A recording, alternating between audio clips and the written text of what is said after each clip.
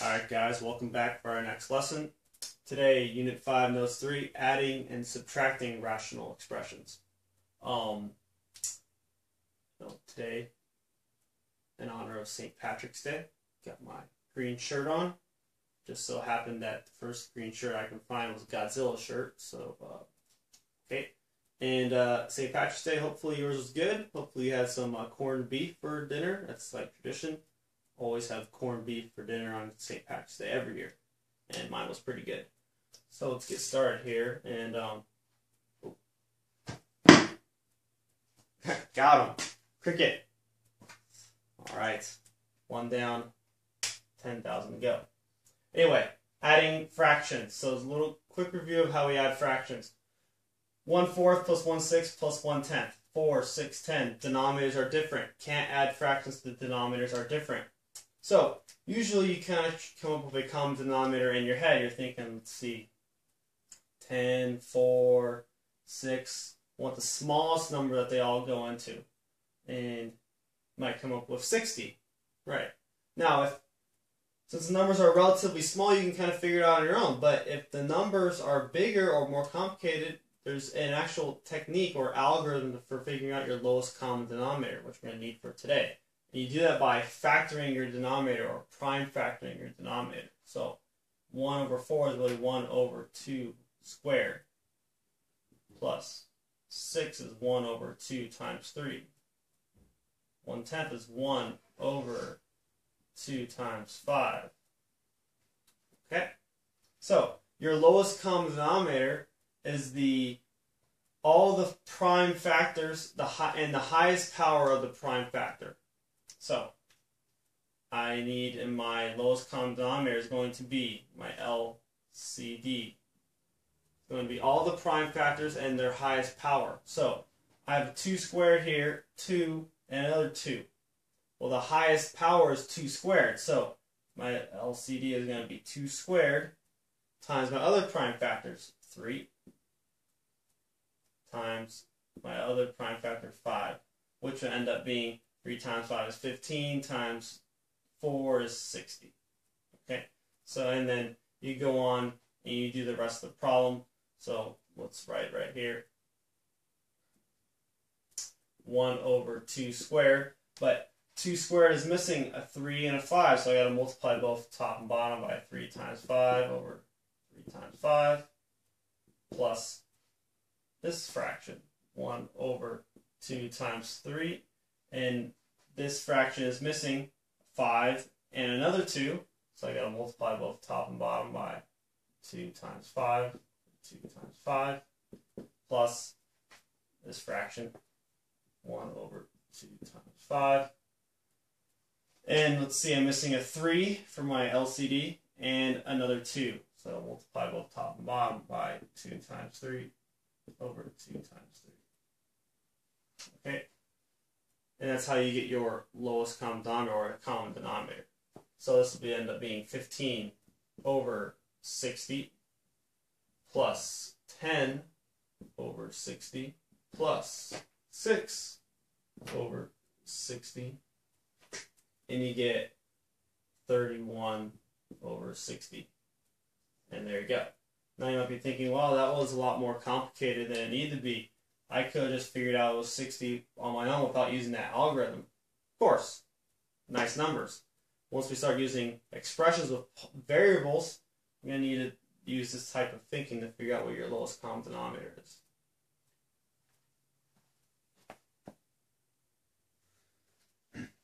Okay, for our first example, we're going to add these rational expressions and state the discontinuities, or what x cannot be. So, in order to add fractions, denominators have to be the same. Hopefully you can see that these denominators are clearly not the same. We need to make them the same. We do that by finding their prime factors.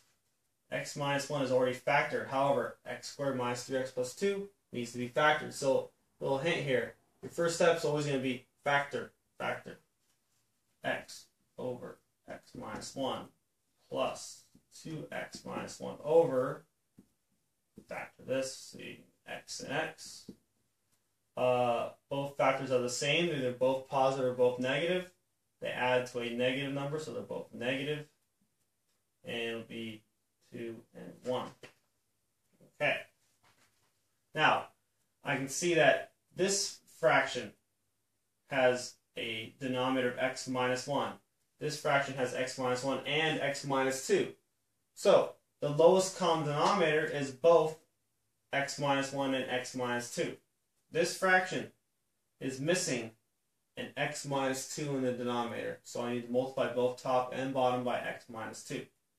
So I'll have x times x minus 2 over x minus 1 times x minus 2 plus this value, that 2x minus 1 over x minus 1 times x minus 2.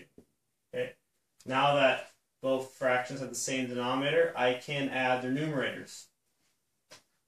Look here. So I'm going to distribute this x here. Get x squared minus 2x over, plus 2x minus 1 over x minus 1 times x minus 2. Okay. Combine terms here, negative 2x plus 2x, 0x, so x squared minus 1 over x minus 1 times x minus 2. Okay, I see that my numerator can factor again. I might be able to factor this and cancel and make my answer more simpler or simplify it. So factor again. X squared minus 1 is difference of squares. Get x plus 1 times x minus 1 over x minus 1 times x minus 2. Okay, before you get excited, start canceling things. Figure our discontinuities. What x cannot be in the denominator? X cannot equal 1. X cannot equal 2. Okay, almost done. X minus 1 cancels with x minus 1. Again, we only cancel factors. And then let's write right here our final answer. X plus 1 over x minus 2. Our discontinuities, x cannot equal 1 or 2.